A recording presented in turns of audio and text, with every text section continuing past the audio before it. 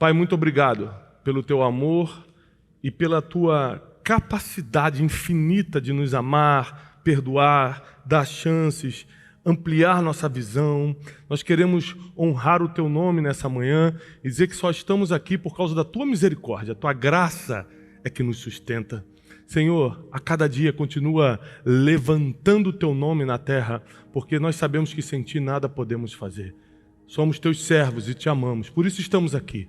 Tira toda a distração da nossa mente, do nosso coração, para que possamos escutar e entender a tua palavra. Em nome de Jesus nós te pedimos. Amém. Pode se assentar, abre sua Bíblia no segundo livro de Samuel, capítulo 5. Segundo livro de Samuel, capítulo 5. Nós vamos entender hoje uma parte da história do rei Davi que talvez você identifique muito com a sua história. Primeiro, se você... Por exemplo, quem tem Bíblia no celular? Se você vai numa Bíblia online, você digita a palavra aflição, vai aparecer um monte de versículo. No Novo e no Velho Testamento. Porque as aflições sempre fizeram parte do processo do ser humano. As aflições, em geral, a gente não consegue entender por que elas vêm, por que elas chegam. Diferente de problemas, que você sabe exatamente por que esse problema surgiu. E na maioria dos problemas você mesmo criou. Você consegue exatamente saber porque está devendo cartão de crédito, você lembra onde você foi, onde você gastou, não é isso? Pode ser um problema hoje, mas você lembra que você criou, sim ou não? As aflições têm um perfil diferente. Aflições têm um perfil espiritual. Às vezes você nem entende por que está passando aquilo. A aflição, ela dá um aperto no peito, que tem pessoas que pensam até em desistir de tudo por causa do tamanho da aflição. E aí se você vai e joga aí na sua Bíblia online, por exemplo, vai ver diversos versículos sobre a aflição. Vou ler alguns para vocês. Salmos 34, 19.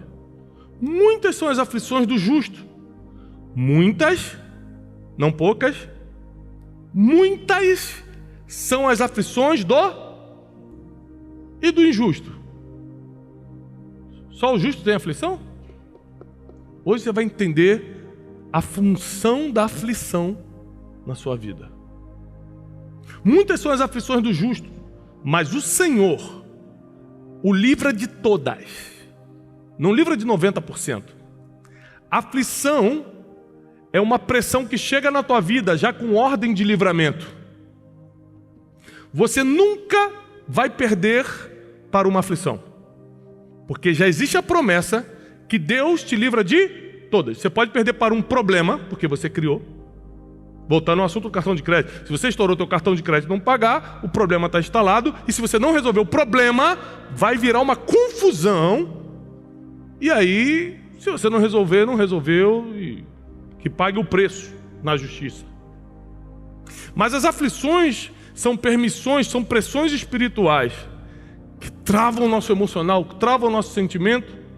Essas aflições, junto com elas, já veio o livramento. Salmos 132, 1.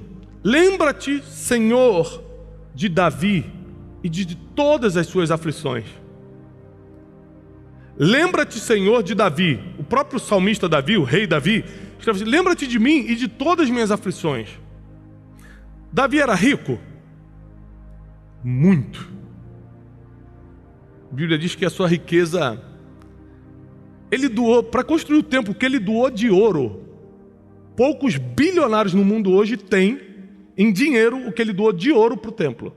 Salomão foi o homem mais rico que já existiu, porque herdou metade do pai e depois ele foi só multiplicando por sua sabedoria. Davi era muito rico. Davi era um homem segundo o coração de Deus? Então quer dizer que ele entendia mais de Deus do que a gente, é isso? Então ele era rico, homem de Deus. Davi era honrado no seu país, na sua nação? O rei mais honrado e mais temido. E ainda assim, quando ele ora, ele fala: livra-me de todas as minhas aflições. A aflição não é para pobre. A aflição não é para quem tem pele escura. A gente aqui. A aflição não é para quem não teve chance na vida. A aflição é para o justo.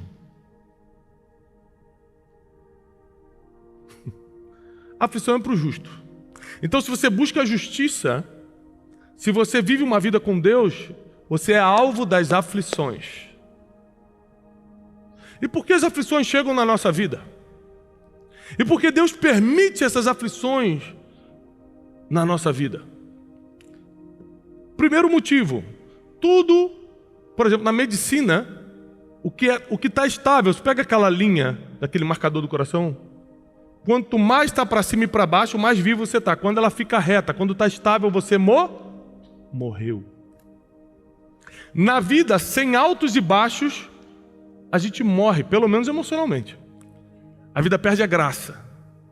Tudo está bem, tudo está ótimo, você já sabe tudo que vai acontecer. É por isso que a depressão atinge muito mais a classe alta do que a classe baixa. Hoje em dia a depressão entrou em tudo quanto é classe, não tem mais divisão de classe, mas em termos de porcentagem, classe alta. Suicídio. Vou tirar a própria vida, não estou aguentando mais. Qual a reportagem você lembra? Matou-se na favela nesta manhã, o trabalhador fulano de tal, papá. Já viu essa reportagem alguma vez? Sim ou não, gente? Não viu. E condomínio de luxo, apartamento de luxo. O empresário tal deu um tiro na cabeça, se jogou do prédio. Sim ou não?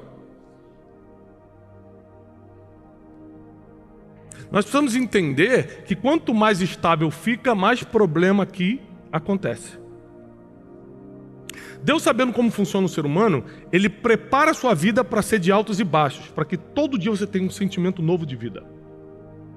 Então, num dia você está orando por uma coisa, outro dia você está orando por outra. Num dia você está precisando correr atrás de uma coisa, outro dia você está correndo atrás de outra. E é isso que faz a gente. Vou continuar, vou ser melhor do que ontem. Eu vou orar todo dia. Eu estou feliz, já venci, tive uma derrota. Tenho com quem chorar, meus amigos. Vou chorar. No dia da angústia nasce o irmão.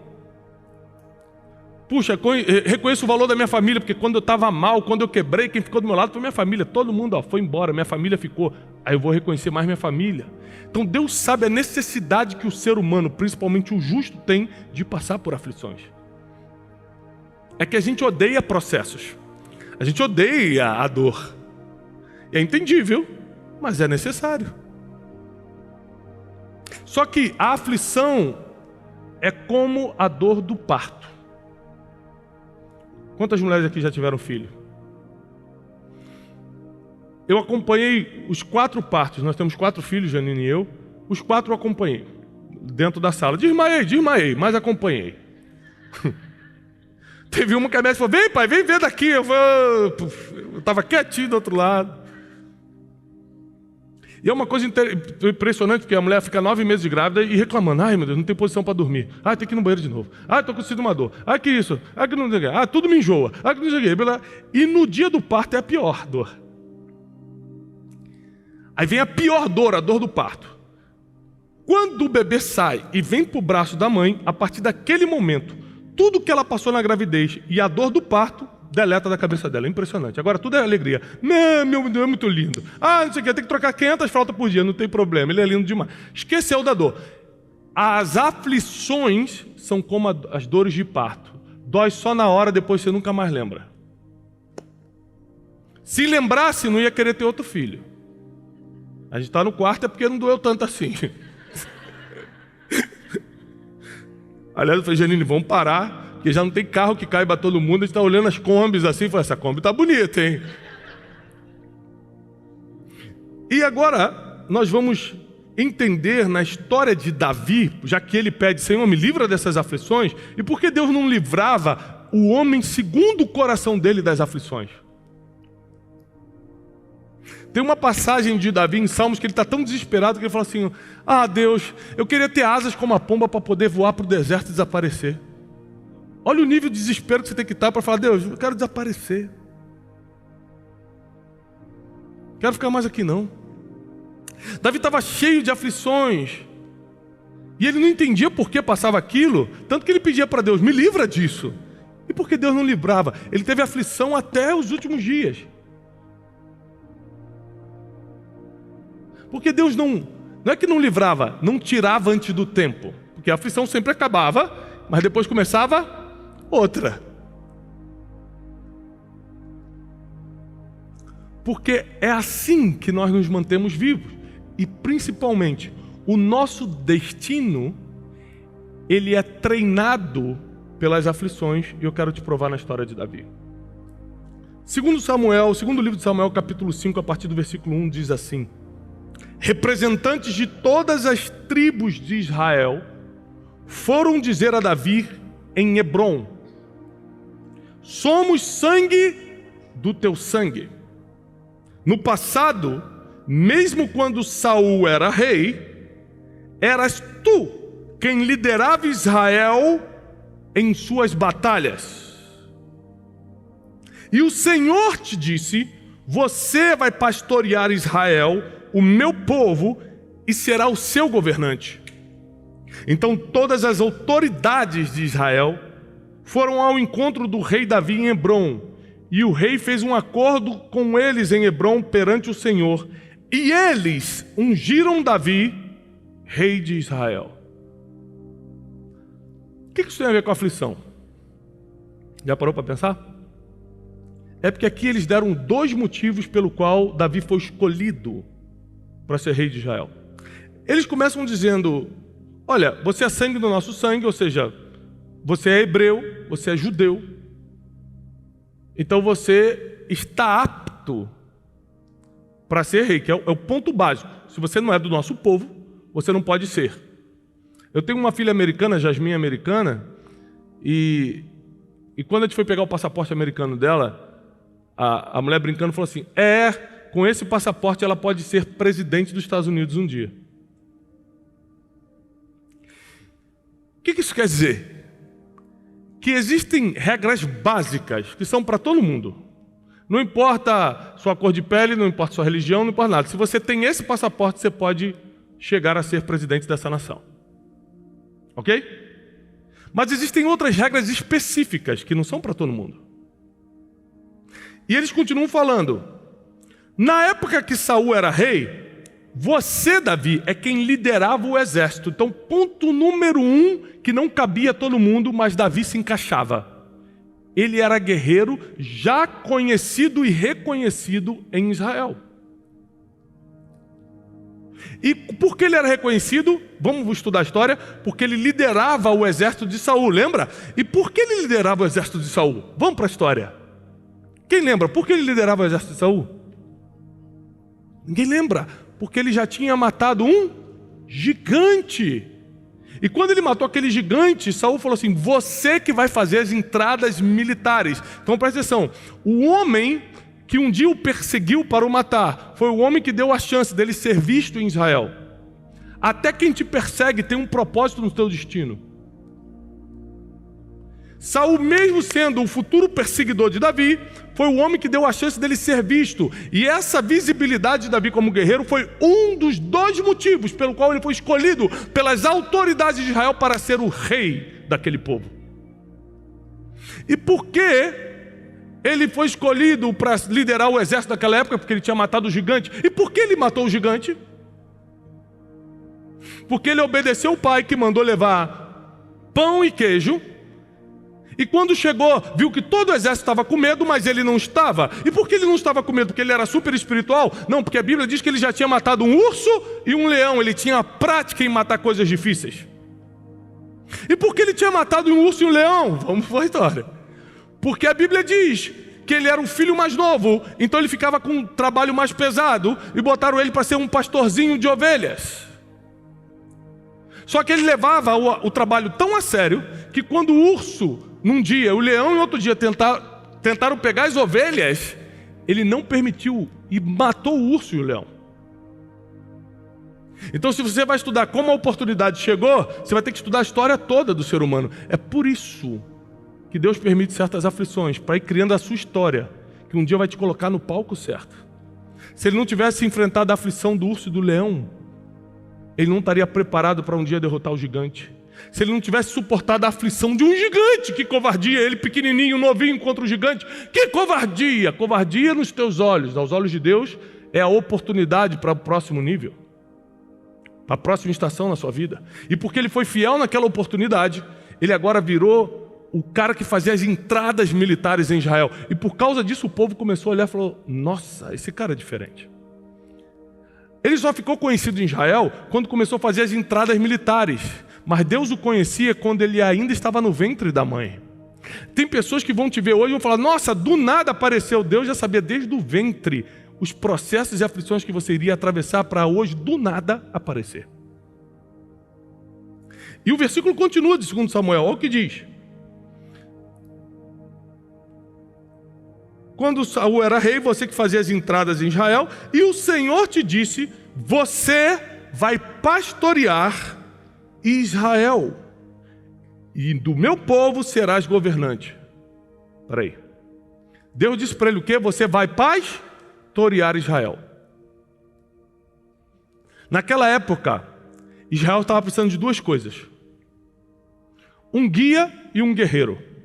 Saul tinha morrido, o filho de Saul tinha sido assassinado, cortaram a cabeça dele, estava sem um guia. Israel precisava de um pastor. Israel não estava precisando mais de um político. Israel precisava se reconectar com Deus. Estava precisando de um pastor. Mas também precisava de um guerreiro, porque nessa época os jebuseus que moravam em Jebus, que se transformou em Jerusalém, estavam avançando muito, era uma ameaça para o povo de Israel. E o único que preenchia os requisitos que a nação precisava naquele momento era Davi, porque ele tanto era pastor quanto era guerreiro. Então, quando ele estava lá nas ovelhinhas, cuidando das ovelhinhas, ele podia achar um trabalho indigno, mas mal sabia ele que Deus dá pistas de destino. E na verdade ele estava sendo treinado para um dia pastorear não ovelhas, mas pastorear uma nação. Igual a Pedro, que passou a vida toda pescando peixe, e quando Jesus o chama e fala: Pedro, eu te convido hoje para pescar homens. Ou seja, Davi para de pastorear ovelhas e vai pastorear Israel. Pedro para de pescar peixe e vai pescar homens. Todo o teu passado te deu experiência para você viver o novo que Deus está enviando para a sua vida.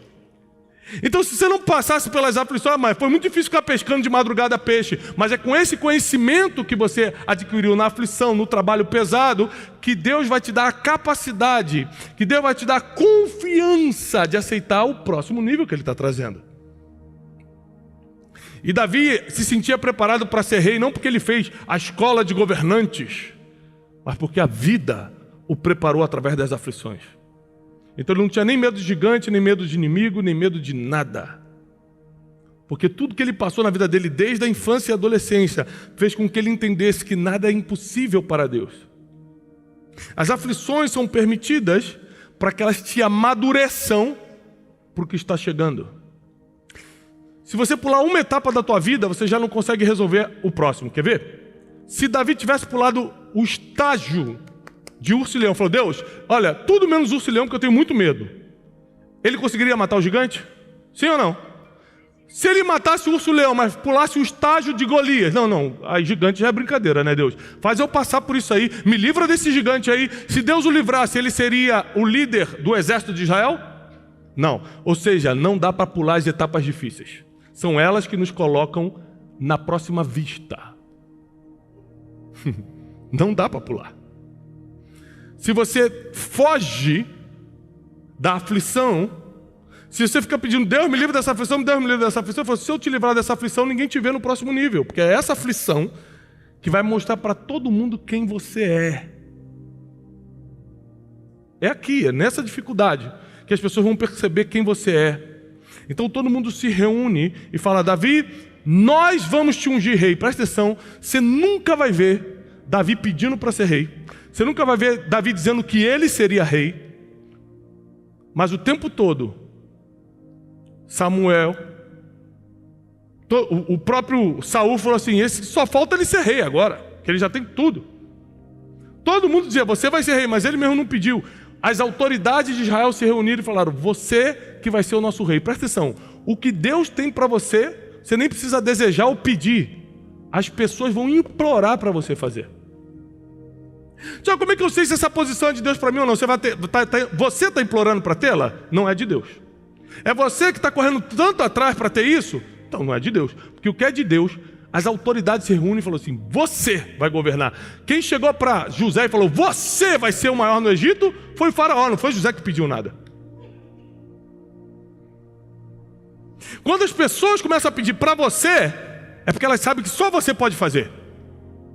Então a melhor indicação de destino correto é quando as pessoas começam a pedir, pessoas diferentes que nem se conhecem começam a pedir a mesma coisa para você. Esse dia chegou um amigo meu e falou: Tiago, o que tu acha de eu me candidatar a um cargo político? Eu falei assim: alguém já te pediu isso? Não, então não se candidata. Só vai arranjar problema para a sua vida. Qual é a motivação? Agora, se o cara está andando na rua e todo mundo fala: rapaz, você tem que vir para ajudar a gente aqui, porque eles já perceberam que ele tem uma autoridade para aquilo, ele resolve o problema das pessoas sem ter cargo político. Imagina se tivesse. As pessoas começam a pedir. Ninguém te pediu nada e você quer fazer? Tem algo errado. Davi não pediu nada. E todo o povo falou: você vai ser rei em Israel, porque ele preenchia as características. Aí aqui tem uma outra coisa muito séria. As autoridades de Israel falam para ele assim: e Deus te disse, você vai pastorear Israel, o meu povo, e será o governante deles. Você que entende da Bíblia, onde é que Deus diz isso para Davi? Porque quando Samuel vai na casa de Davi, ele o unge sem dizer o porquê é. Você tem que lembrar que a gente, 3.000 anos depois, sabe que Samuel estava ungindo Davi para ser rei. Mas Davi não sabia, porque Samuel nunca falou porque foi lá. Mas todo o povo comentava que Deus tinha falado para Davi que ele seria pastor de Israel. Ou seja, quando Deus quer espalhar uma notícia sobre você, Ele nem fala com você, Ele fala com os outros. Todo mundo começa a falar assim: Deus tem um propósito na tua vida. Eu falei: eu? Olha, você vai... Rapaz, eu lembro de um membro da nossa igreja, a Rogéria, quando eu era jovem. Rogério e o Agenor, era um casal lá da igreja. Aí um dia eu fui pregar. Eu era bem jovem, 22, 23. Eu fui pregar na igreja. Era uma garagem, devia ter umas 9 pessoas no culto. Eu levantava a porta daquela garagem, eu pregava domingo de manhã. E aí eu e Janine, eu era recém-casado nessa época com a Janine, ou seja, fazem 17 anos atrás isso. E eu acabei essa pregação de domingo de manhã, eu lembro que eu preguei sobre a oliveira. Sobre a oliveira real, e peguei uma passagem de João muito bonita, preguei sobre a oliveira. Tinham 9 pessoas nesse domingo de manhã. Quando acabou, essa irmã me deu, não era profeta nem nada, é nossa amiga até hoje. Ela falou assim: olha, eu vou te dar uma palavra. Você vai pregar em muito lugar. Você pregou hoje de manhã como se estivesse pregando para 10.000 pessoas. Tinha 9 pessoas aqui nessa garagem no subúrbio do Rio de Janeiro. Um calor de 40 graus. E tudo que você falou, a gente nem consegue entender. Sabe por quê? Porque você vai falar para pessoas que têm outro nível de inteligência. Ela estava falando dos meus treinamentos, eu não sabia. Ela falou assim: você vai treinar muita gente, você vai fazer muita coisa. E ela falou o nome de um bairro chique do Rio de Janeiro. Falou assim: ó, na verdade, você era para estar morando na Barra da Tijuca. Falou: o nome do bairro não é aqui. E ela, sem saber, ela estava dizendo o meu futuro todo. Sem ser profeta. Mas por quê? Porque Deus estava mostrando para ela. Deus, quando quer falar mesmo, Ele fala com todo mundo, para você ter certeza que é Deus. Você fala: eu? E às vezes Ele nem fala: você é o último a saber, porque Ele não quer que teu coração se encha de orgulho, ou que você se sinta mais especial. Fala: mas eu não estou preparado para isso. Ele: é claro, quem vai fazer sou eu, para que teu coração não ensoberbeça, para que você não ache que foi você, porque eu não divido a glória com ninguém. Você vai ter que ter certeza que foi eu que fiz.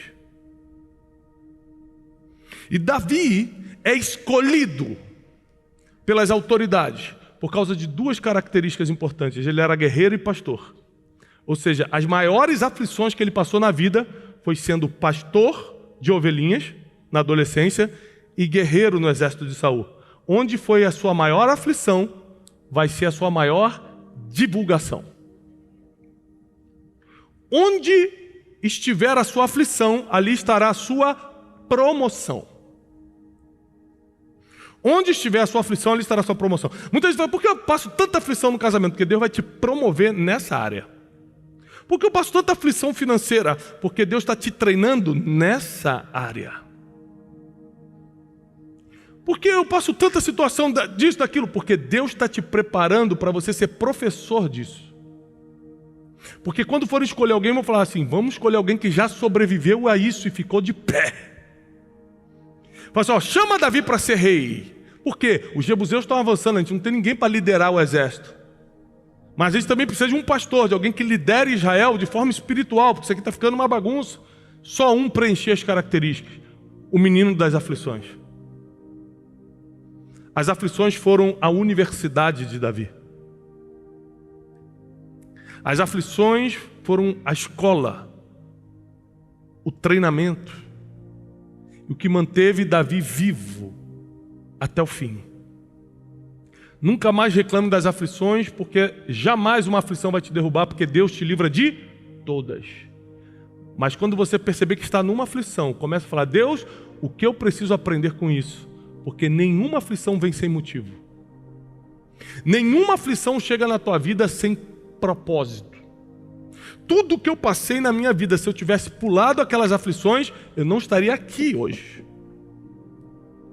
Eu fico lembrando, né? Pô, meu pai era pastor da igreja, e uma igreja muito pequena, e ele inventava umas coisas do tipo, vamos fazer uma reunião de oração 5 horas da manhã na igreja. Eu falei, pai, domingo só vai 9 pessoas. Na reunião de oração de 5 horas da manhã vai quem? Aí meu pai, vamos começar 3 meses orando 5 horas da manhã. Você que vai liderar, Thiago. Eu? Ainda vai sobrar para mim? E eu 3 meses, acordava 4h30, saía de casa andando, andava uns 2 quilômetros até a igreja, abria a porta da garagem, ficava lá. Eu sempre ia um bêbado que ficava na esquina, sério, que uma vez entrou pelado na igreja, falei, irmão, você precisa botar uma roupa. Atropelado a igreja, o bêbado, 5 horas da manhã. Eu não sabia que isso que eu fazia com raiva, meu pai me fazendo acordar 4h30 da manhã, isso porque eu sou filho, hein? Imagina se eu fosse sobrinho, o que ele estaria fazendo. Era um treinamento para o meu destino, essa aflição era um treinamento. Foi ali que eu fui aprendendo a pregar, a falar em público. Eu nunca imaginei que hoje eu estaria falando para milhões de pessoas, nunca nem passou na minha cabeça. Mas eu estava num treinamento sem saber. O que eu chamava de aflição, Deus falava, não, meu filho, é escola. É pista do seu destino, é isso que você vai fazer a vida toda.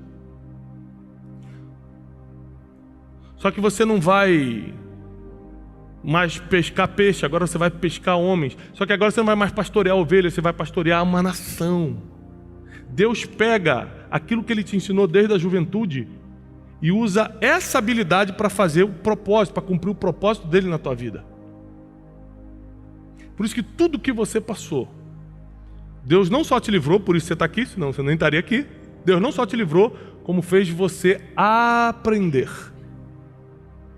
Muitas serão as aflições dos justos, mas tem de bom ânimo. Eu venci o mundo. Quando as aflições vierem, lembre-se que Deus já venceu cada uma delas. É por isso que nesse mundo é muito difícil viver sem Deus. Porque como é que você vai ser uma pessoa justa? Pô, uma pessoa que se diz justa, tecnicamente não precisa ser religiosa, né? Dá para cumprir muita coisa da justiça sem ser religiosa. O problema é que você sendo justo, sem acreditar em Deus ou sem servir a Deus, você vai atrair a guerra dos justos para a sua vida. E aí você não vai ter força para lutar uma guerra espiritual. É por isso que todo justo precisa ser justificado também. Ou seja, passar pela justificação divina. O sangue de Jesus tem que te lavar. Deus precisa perdoar seus pecados. E Ele tem que lutar por você. Porque senão você vai lutar a luta da justiça sem revestimento espiritual, vai perder. Pelo motivo certo, na briga certa, mas com as ferramentas erradas, com as armas erradas. Deus te trouxe aqui nessa manhã porque existe um propósito. Existe um propósito. Ele quer te convencer, Ele quer te mostrar que as aflições que você tanto pediu para Ele tirar da tua vida, só demorou a sair porque você demorou a aprender. Se tivesse aprendido mais rápido, a aflição seria encurtada. Na próxima aflição, não tente fugir. Tente aprender. E você vai ver que ela não vai durar muito. Sua vida vai para outro nível. E a cada dia eu tenho me convencido que nós precisamos estar em ambientes onde nossa fé é afiada. onde a gente tem contato com o Espírito Santo, onde a gente escuta testemunhos de pessoas que nos animam a continuar. Está chegando, inclusive, a conferência de Destino, né? Estão todos convidados, 23 e 24 de setembro, no ginásio do Ibirapuera. 10 mil pessoas vão se reunir em 2 dias, manhã, tarde e noite. Os 2 dias para buscar uma palavra sobre sua vida, para buscar uma ativação espiritual. Então muita gente aprende comigo no Café com Destino, aprende comigo no Método Destiny, aprende comigo nas pregações, nos livros. Mas a conferência de Destino, que só acontece uma vez por ano, é a ativação espiritual. Então vocês precisam estar com a gente na conferência. E porque é em ambientes como esse que você entende o que está passando. E agora que você recebeu essa palavra de hoje, você já sabe que a sua aflição não é para fugir, é para aprender. Você já sabe que Deus tem um propósito com isso, só lá na frente você vai entender. E onde você mais sofreu, é onde Deus mais vai te usar. Então se prepara, porque a tua cura, ela está chegando. Porque quando você não é curado na área que Deus quer te usar, você atrasa todo o processo. Então fique tranquilo, tranquila, já está chegando. Você só precisa acreditar. Davi se tornou rei em Israel, não porque era o mais preparado, mas porque se submeteu aos processos. Não porque era o mais bonito, mas porque ele não quebrou princípios. Engraçado que Davi era um homem de guerra. Nesse versículo aqui seguinte, que a gente leu de 2 Samuel 5, ele vai invadir a cidade de Jebus, que vai se tornar Jerusalém, vai passar pelos dutos de água e vai tomar a fortaleza de Sião, vai tomar Jerusalém e falar, vou fazer meu palácio aqui. Esse homem que tinha essa capacidade de guerra, nunca se levantou contra o rei Saul que quis persegui-lo. Porque Deus nunca vai levantar um ungido para derrubar outro ungido. Deus levanta um ungido para tirar da cidade aqueles que não são e transformar uma cidade que era impura em Jerusalém. Então Davi recebeu essa revelação e sabia que a capacidade que ele tinha de lutar não era para lutar contra alguém do seu próprio povo, porque o próprio Jesus nos ensinou que um reino dividido não subsiste. Então eu não posso lutar contra o meu povo. Que Deus trate ele. Eu não luto contra o meu povo. Eu vou lutar contra quem está ocupando um espaço que deveria ser meu. Ele entra em Jebus, toma a cidade. E ali todo mundo tem certeza que tomaram a decisão certa de escolher Davi como rei. No momento que ele foi ungido, ele começa a tomar cidade e construir palácio. Ele já tinha capacidade para fazer, mas ele não tinha permissão divina ainda. Às vezes todas essas aflições é para Deus ir aumentando sua capacidade. E quando chegar a permissão divina, que é a unção que vem sobre a sua vida, todas as autoridades de Israel se reuniram e falaram, é você? Aí você está preparado para rapidamente tomar cidades e construir palácios. E ser um rei de verdade. Se ungisse antes, olha como é que o tempo de Deus é perfeito. Ele não estaria ainda preparado para tomar cidades e construir palácios. Se ungisse depois, ele já poderia perecer. Porque perseguição por um tempo, tudo bem, a vida toda você pode não aguentar. O tempo de Deus é perfeito, então não duvida do tempo de Deus. Se você ainda está de pé, é porque o tempo dele ainda está valendo para você. Se você ainda está de pé, é porque o que ele tem para fazer na sua vida já está chegando. Se tivesse passado o tempo, você não estaria mais de pé. E se não chegou o tempo, é porque ainda faltam algumas aflições para te deixar no ponto certo. Para quando vier a unção, ou seja, a permissão divina na sua vida, você está preparado, preparada para realizar. Fique de pé, eu quero orar por você. Porque está chegando um tempo novo. Está chegando uma nova estação nas nossas vidas. Onde precisamos estar no centro da vontade de Deus. Para realizar o seu propósito. Para cumprir o que Ele tem para nós. E as suas aflições são passageiras. O seu propósito é para sempre. Eu não sei o que você está passando. Você que está em casa, eu não sei o que você está passando. Mas é passageiro. Porque isso que está acontecendo com você agora é só uma parte do seu caminho, ainda não é o seu destino. As coisas vão se ajeitar, vão melhorar. Você só precisa acreditar num Deus que já escreveu o teu futuro. Esses dias me perguntaram, Tiago, o nosso futuro já está escrito? ou a gente toma com as nossas decisões, a gente forma o nosso futuro. Ou seja, vai acontecer o que tem que acontecer, ou dependendo do que eu faço, eu mudo o que tem que acontecer? Isso é uma dúvida que muita gente tem. Para você entender destino, você tem que entender a onisciência de Deus. A onisciência de Deus é tão forte que Ele sabe o que é e o que seria. O que é e o que seria. Ele sabe o que Sansão fez ao levar a vida leviana, sendo juiz em Israel, e viver com as prostitutas e dar o segredo para Dalila. E Ele sabe também, porque quando se está na eternidade, você sabe o que é e o que seria. Se Sansão tivesse tomado a escolha de seguir como nazireu, separado ao Senhor, Ele sabe o que Sansão seria. Então, Deus é tão perfeito que Ele vê os dois caminhos. O que aconteceu, que foi você que decidiu, e o que aconteceria se você tivesse tomado outra decisão. Nós precisamos hoje tomar uma decisão sabendo que isso vai influenciar o nosso destino. Deus já sabe os caminhos que você vai tomar. Ele já sabe os destinos possíveis para a sua vida. Então, sabe o que eu aprendo sobre isso? Nós temos que aprender a orar como Jesus. Lá no Getsemane, no momento de maior aflição de Jesus, Ele fala: Pai, se possível, afasta de mim esse cálice.